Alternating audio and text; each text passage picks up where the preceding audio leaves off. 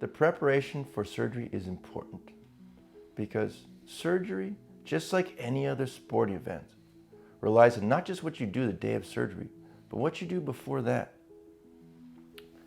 Usually the day before surgery, after midnight, you'll be fasting, which means no water or food after midnight.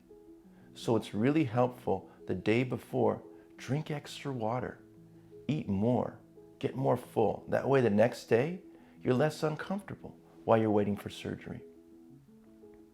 Also, it's helpful to have some things prepared in advance. Have some food readily available. Get that the day before.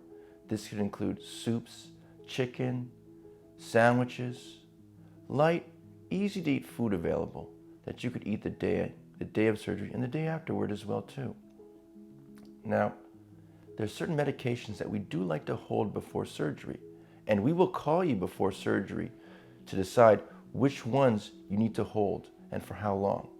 But in general, if you use any anti-inflammatories, which include ibuprofen or Aleve, those are held for around 2 days before your surgery.